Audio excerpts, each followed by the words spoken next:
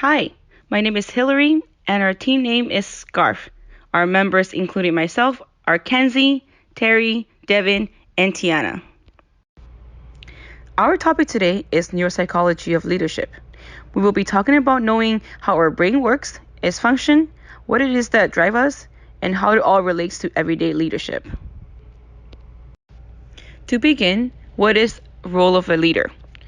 Within the role of a leader, there are multiple points of understanding to help one grow and take pride in the accomplishments of others they help along the way. To be a good leader who influences others, you need to not only set the right examples, but also need to be able to identify your attributes and limitations before you can understand others. One great way to understand this better is through neuroscience. Neuroscience is an interdisciplinary field of research that deals with the brain, its structure, and functions that also includes psychology. It helps us explain the knowledge of how the brain works in everyday leadership. In our basic instinct of fight or flight, we make quick decisions when faced with danger. This creates an effect called negative distortion, which makes us more sensitive to negative experiences than the positive ones. Red alert gets activated when our threat warning system is triggered in our brain. And fortunately, there is no green alert. However, there is a neural reward system when feeling joy or happiness, our brain gets flooded with chemical messengers, dopamine. In this video, we will explore how dopamine creates expectation of reward and why it is an important motivator. We will also be introducing findings of neuroscientist Dr. David Rock.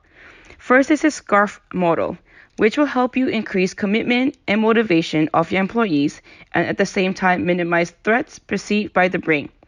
Second is 4 domains of neural leadership. That is the key to the success of leadership in workplace and also the exercises you can do to achieve quiet moment for your brain, or also known as the aha moments, that is very effective for creative thinking. And finally, the skill sets and habits you should achieve to become an effective leader. And it begins with dopamine. According to David Rock, when we move toward reward, dopamine is released, and we are staying away from threats to avoid the release of the cortisol. Let's talk about these 2 hormones and how they are connected to our feelings and our mood. Cortisol is the steroid hormone which formed in the adrenal glands. It is also called the stress hormone. From ancient times, cortisol worked perfectly in situations of fly or fight when we simply needed to escape from danger.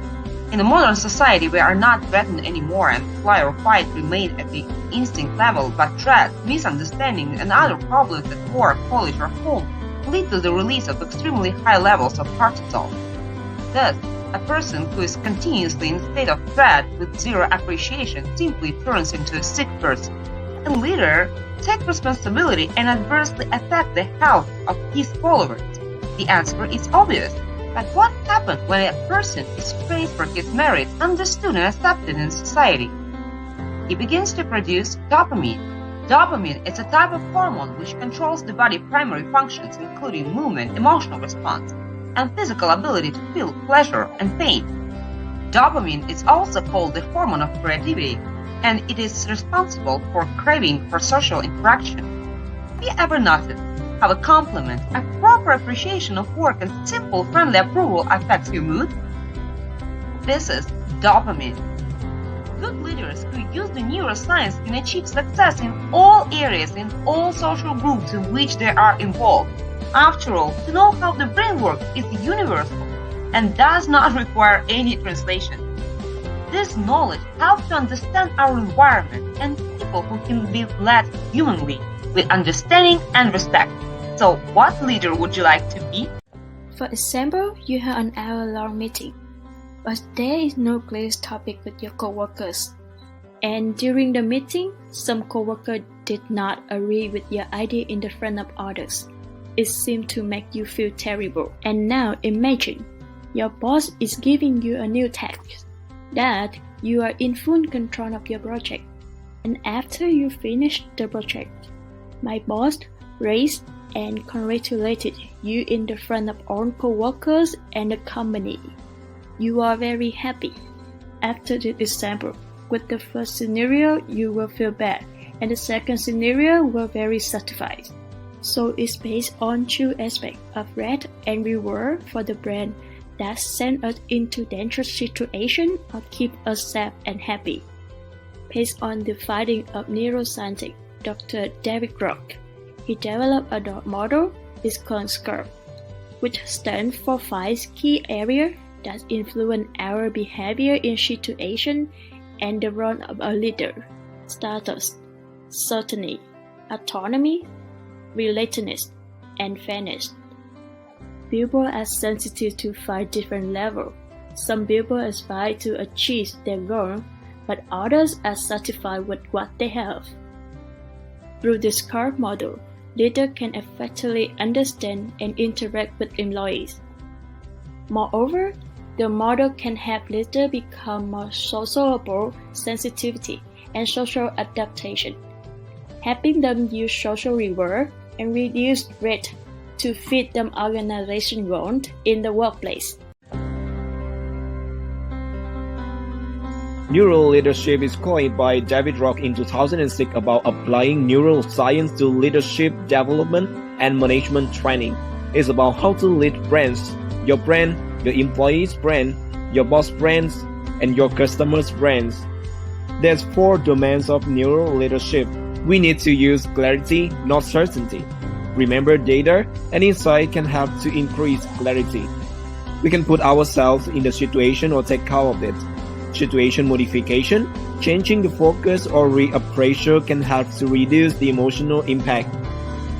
We need to work with everyone in different ways, balancing their needs along with your own. I would say these are keys to succeed.